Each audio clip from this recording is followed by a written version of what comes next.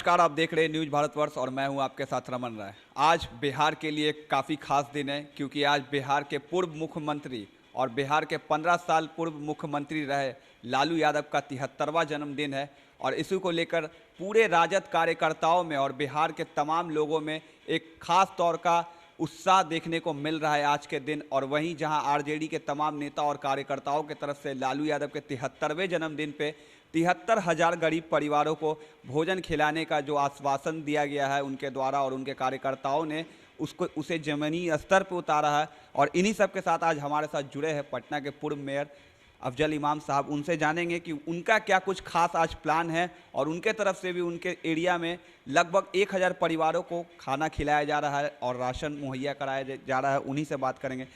Mayor साहब, आज लालू यादव का 73वां जन्मदिन है और आपने भी अपने स्तर से जितनी कोशिश है अपने की है, क्या कुछ आपका प्लान है और गरीबों को किस तरीके से आप आज के दिन मदद करेंगे? देखिए, आज जो दिन है, यकीनी तौर पर आज का दिन ये गरीबों के लिए ही खुशी की लहर का दिन है, क्योंकि देश के ऐसे नेता की पैदाइश का दिन आज है जो निश्चित रूप से गरीबों के लिए ही आज जिस जगह पर हैं वो उसमें कहीं ना कहीं एक बहुत बड़ा फैक्ट ये है कि गरीबों की लड़ाई लड़ने के लिए, सच बोलने के लिए वो अपने अंजाम तक जो जहाँ पे मौजूद हैं या जहाँ पर उन्हें कैद किया गया है उसका वह भी एक मामला है।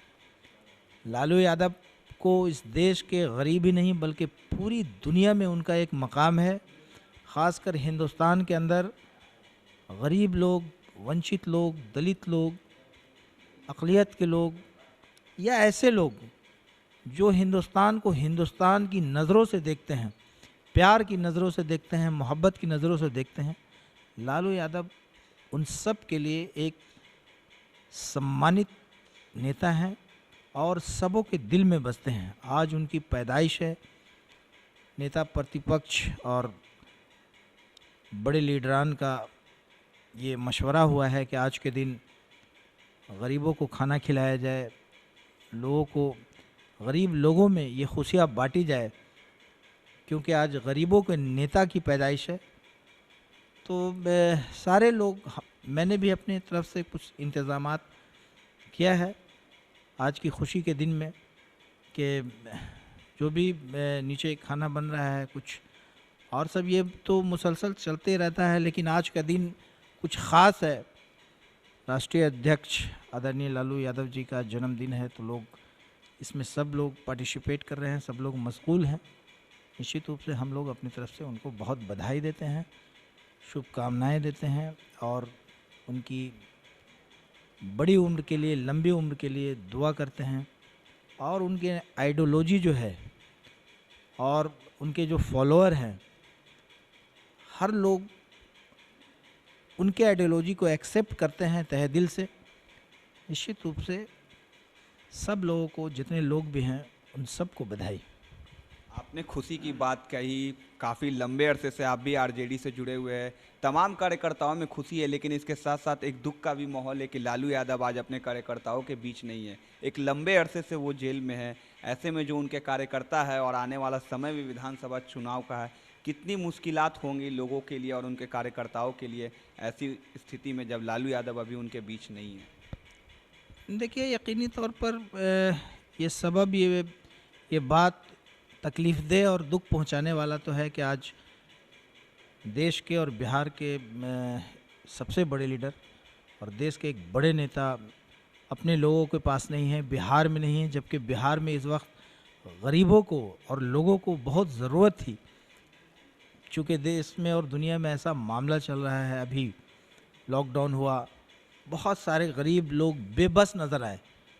पूरे हिंदुस्तान में मज़दूर, गरीब पैदल चलते रहे, औरतें, बच्चे, बूढ़े, कोई पूछने वाला नहीं था उन्हें। सरकार हज़ारों हज़ार एलईडी टीवियाँ लगाकर अपने इलेक्शन के प्रचार कर रही हैं, लेकिन कुछ करोड़ रुपए में जो गरीब और मज़दूर के हालात बदल सकते थे, उन्हें पैदल आने के लिए जो बेबस हुए हैं उसे रोका जा सकता था। सरकार ने उन्हें नहीं पूछा। सरकार ने जो वादा किया था कि अच्छे दिन आएंगे। निश्चित रूप से अच्छे दिन तो नहीं आए, लेकिन गरीबों के लिए बुरे दिन आ गए। इन सबों के बीच अगर लालू यादव आज होते तो यकीनी तौर पर बिहार का माहौल और देश का माहौल दूसरा रहता। लेकिन जो लालू के लोग हैं, जो लालूवाद आज बिहार में बसता है, निश्चित रूप से उनकी आइडियोलॉजी है, उनके फॉलोअर हैं और गरीब उन्हें मसीहा मानते हैं। तो जो भी उनका संदेश वहाँ से आएगा उसे लोग खुले दिल से एक्सेप्ट करते हैं हमेशा। पिछले चुनाव में भी देखा होगा आपने, लालू यादव लोगों के बीच थे और एक बहुत बड़ा हुजूम उनके पीछे था। निश्चित रूप से वो हुजूम आज भी कायम है और उनका बड़ा रिस्पेक्ट है लोगों में। बड़े मसीहा के रूप में उन्हें लोग मानते हैं। जैसे उनका संदेश और उनकी खबर कुछ आएगी, लोग एक्सेप्ट करेंगे और लोग उनके आइडियोलॉजी को मानते हैं। और अब तो बिहार को उन्होंने अपने फर्जंद को, अपने जो उनके बेटे हैं छोटे नेता प्रतिपक्ष, बड़ा अच्छा काम कर रहे हैं। लोग हर बात में गरीबों के लिए निकल पड़ते हैं, सड़कों पर हैं। आज कई नेता ऐसे हैं जो पॉलिटिकल एजेंडा लेकर चल रहे हैं, देश के बड़े बड़े नेता, लेकिन निश्चित रूप से वो इस इतने ख़तरनाक दौर में भी गरीबों के साथ कदम में कदम मिलाकर चल रहे हैं। नौजवानों के साथ हैं, विद्यार्थियों के साथ हैं, स्टूडेंट्स के साथ हैं, मजदूरों के साथ हैं, दलित और अल्पसंख्यकों के साथ हैं। तो निश्चित रूप से उन्होंने उनके जो एक्सेप्ट जो उन्होंने लालू जी ने जो बनाया है, तो एक अपने मकाम पे जो होना चाहिए, निश्चित रूप से लोग उनकी सराहना कर रहे हैं। एक लीडर के रूप में उन्होंने अपना बिहार में छाप छोड़ा है और जब जैसे जैसे उनकी उम्र बढ़ रही है, निश्चित रूप से उनका तजुर्बा बढ़ रहा है और आने वाले दिन में वो देश के एक बड़े नेता होंगे, ऐसा हम लोगों को उम्मीद है और सब लोग मानते हैं। ऐसे में मेयर साहब, ये नहीं लगता कि बिहार को ऐसे वक्त में बिहार के गरीबों के मसीहा कहे जाने वाले लालू यादव की ज़रूरत थी? एक तरफ जहां सरकार और सरकार के लोग लगभग 150 करोड़ रुपए खर्च के बिहार के लिए वर्चुअल रैली करते हैं, ऐसे में बिहार की जनता के लिए इससे ज़्यादा ज़रूरी था कि पहले उन्हें इस कोरोना के सिचुएशन से निकाले और तमाम जो प्रवासी मजदूर बिहार में आज बेरोजगार जो बैठे, उनके लिए पर्याप्त रोजगार के उपाय करें। लेकिन जो सत्ता पक्ष है लगातार चुनावी माहौल के पीछे पड़ा हुआ है और इस तरह की रणनीति बना रहा है कि आने वाले दिनों में चुनाव होगा। तो ऐसे में कितना सही है ये कि ऐसे में बिहार के लोगों के लिए नहीं सोचना, सिर्फ चुनाव पे फोकस करना? देखिए, जो सत्ता पक्ष है केंद्र की और बिहार में भी निश्चित रूप से उनकी मिलीजुली सरकार है, तो इनका जनता के बारे में सोचना एक पहेली टाइप हो गया है। अब तो उनका मकसद, इरादा सब चुनाव है। चुनाव वो आगे से जीतें, पीछे से जीतें, चोरी करके जीतें या जनता की मोहब्बतों से जीते, ये कोई मकसद नहीं होता। उनका मकसद गद्दी नशी होना है, मसनद पे बैठना है, डट के बैठें, हटा के बैठें। अब बिहारी की बात आप देख लो, बिहार में जनता ने जो मैंडेट दिया था वो किसे दिया था? 80 विधायक, आज भी बड़ी पार्टी बिहार की कौन है? मैंडेट पब्लिक ने किसे दिया? सत्ते में कौन है? तो इस तरह आप मध्य प्रदेश के हालात देख लीजिए, आप कर्नाटक के हालात देख लीजिए, महाराष्ट्र में भी अभी खेल कोशिश में है। तो निश्चित रूप से इनका एक ही मकसद है कि सत्ता हासिल करें, इसके लिए ज़्यादा से ज़्यादा पैसे कमाए जाएं। वो पैसे कहीं से आएँ, चाहे चंदे से आएँ या घोटाले से आएँ, लेकिन वो पैसे जो लगेंगे वो गरीबों में नहीं लगाए जाएंगे, वो मजबूरों में नहीं लगाए जाएंगे, वो मज़दूरों में नहीं लगाए जाएंगे। वो पैसे सत्ता का खेल परिवर्तन करने के लिए वो पैसे लगाएंगे। वो पैसे लग रहे हैं, कई विधायक लगातार ख़रीदे जा रहे हैं, कई कुर्सियां हटाए जा रहे हैं, लेकिन निश्चित रूप से जनता का आक्रोश बढ़ रहा है। जनता की मोहब्बत जिसके साथ है वो मोहब्बत रहेगी। एक ना एक दिन ऐसा आएगा कि ऐसा करने वालों के ताज उछाले जाएंगे, तख्त गिराए जाएंगे। निश्चित रूप से ऐसा दिन आएगा कि जब इस देश के मजदूर, इस देश के गरीब, इस देश के वंचित लोग सब सड़क पर रहेंगे। सरकार अगर नहीं मानी तो यकीनी तौर पर ये सत्ता का परिवर्तन होगा। आज दुनिया का सबसे ताकतवर मुल्क और उसके प्रेसिडेंट बंकर में छुपने के लिए मजबूर हो गए। तो वो लोकतंत्र की ताकत थी। यकीनी तौर पर ये देश दुनिया का सबसे बड़ा लोकतंत्र है। यहाँ के लोग बड़े सब्र वाले हैं, पेशेंस वाले हैं, अच्छे लोग हैं, सब्र कर रहे हैं।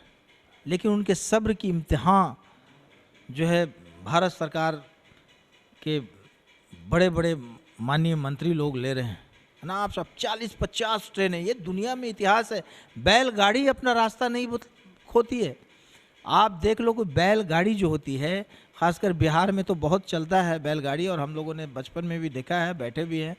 तो बैलगाड़ी पे जब कोई सामान डाल दिया जाता है तो वो बैल को भी रास्ते का पता है और वो बैल अपने रास्ते पे जाके रुक जाती।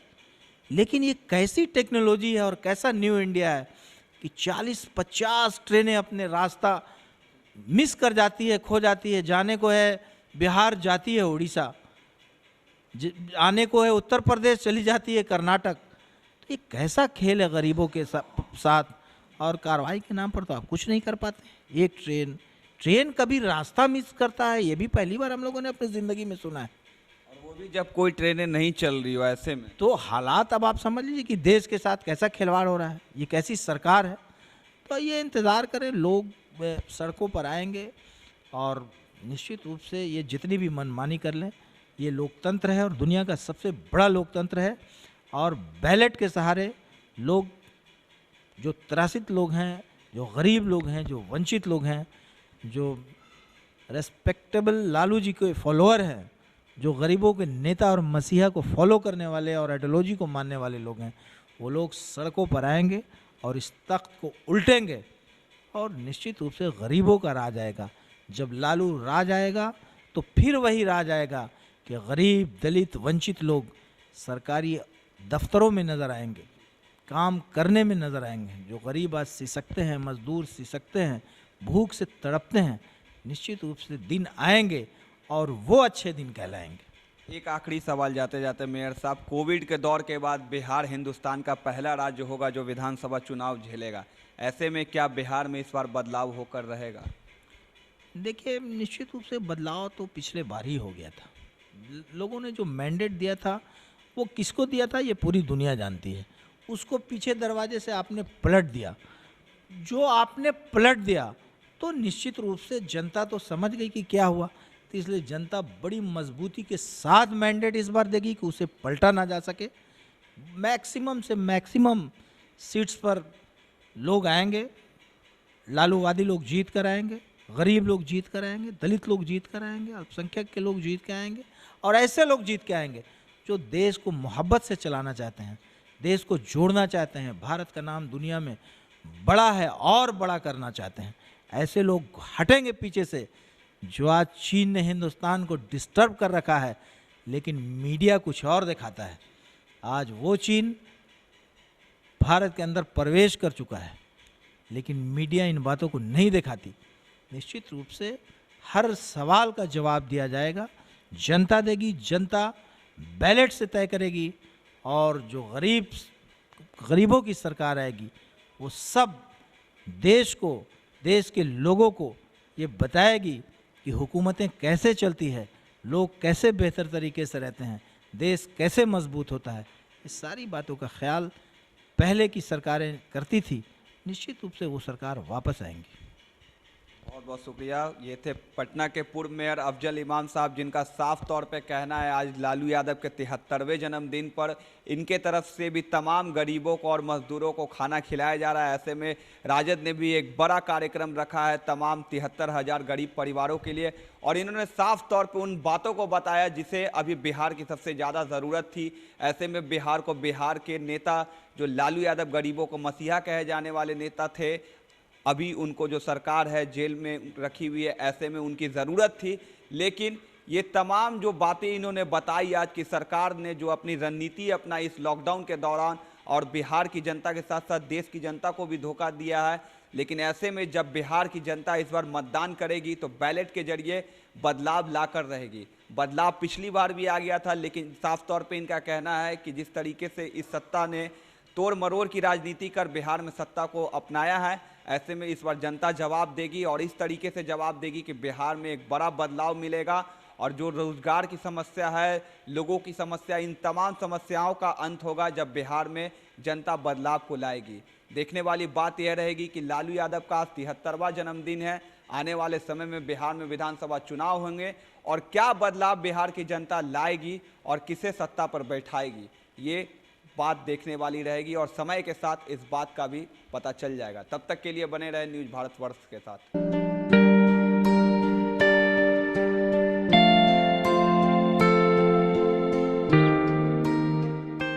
कि ऐसे लोगों को ऊपर लाया जाए, ऐसे लोगों को जनप्रतिनिधि बनाया जाए, ऐसे लोगों को समाज की खिदमत करने के लिए पूरा का पूरा अवसर देना चाहिए। ये पूरी टीम अफजल इमाम, वार्ड नंबर 52 के एक एक लोग, एक एक शख्स, पटना के एक एक शख्स ये चाहते हैं कि अफजल इमाम जी हमारा प्रतिनिधित्व करें, चाहे वो कोई सा भी क्षेत्र हो। ये एक ऐसा पौधा है जो किसी भी सरजमीन पर उग सकता है, जिसे हम जनाब अफजल इमाम कहते हैं। इसलिए हम सब ये मांग करते हैं कि अफजल इमाम को हम सबों का मुहाफिज, अफजल इमाम को हम सबों का प्रतिनिधि बनाया जाए और इनका जो गरीब असहाय लोगों के प्रति आपको संवेदना है, जो उसके लिए कुछ करने की, गुजरने की जो इनकी अपनी शक्ति है, इन्होंने लॉकडाउन में भी बताया, जब इन्होंने एक बहुत ही बड़े तादाद में तकरीबन हर रोज़ इन्होंने 1000 से 1500 लोगों के बीच राशन बांटा, ईद के मौके पर लच्छा सिवाई बांटा, गरीब व असहाय को दवाई से, पैसे से मदद किया और तकरीबन 9 ट्रिप हम लोगों ने 30 टन से ज़्यादा, 35 टन 40 टन अनाज लाया अफजल इमाम जी के आदेश के अनुसार, उनके हवान के ऊपर इस पर, और हम सभी लोगों ने गरीब, मजदूर, असहाय लोगों को बांटा। तो ऐसे लोगों की ज़रूरत है, इनकी ज़रूरत है समाज के लोगों को, चाहे वो समाज बिहार के किसी भी कोने का हो, किसी भी कोने का हो। इनके लिए तो सिर्फ एक ही शेर बोलते हैं हम कि किसी चिराग का अपना मकान नहीं होता, जहां भी होगा वहां रोशनी लुटाएगा। इन बातों के साथ पूरी टीम अफजल इमाम का हम शुक्रिया अदा करते हैं कि उन्होंने अफजल इमाम के निर्देश पर लालू जी के जन्मदिन को एक संस्कारिक और असहाय लोगों के लिए कुछ करने वाला जन्मदिन मनाया है। केक नहीं काटा हमने उनके पेट का ख्याल रखा, जो खाना नहीं खा पा रहे हैं, जो असहाय हैं, जो मजदूर हैं, और ये सारी शक्ति हमें अफजल इमाम जी से मिलती है और अफजल इमाम जी को ये सारी शक्ति आदरणीय लालू प्रसाद यादव जी के आदर्शों से मिलती है और उनके जो साहेबजादे हैं, प्रतिपक्ष के नेता तेजस्वी जी, उनके साथ रहकर काम करने की जो इनकी प्रेरणा है, वो हम सबों को प्रेरित करती है। और ये दुआ करते हैं, हम अपने अल्लाह से ये प्रार्थना करते हैं कि इनकी ये प्रेरणा हमेशा जागृत करती रहे हम सबों को। और इससे ज़्यादा हम कुछ नहीं बोलना चाहेंगे। जय हिंद, जय बिहार।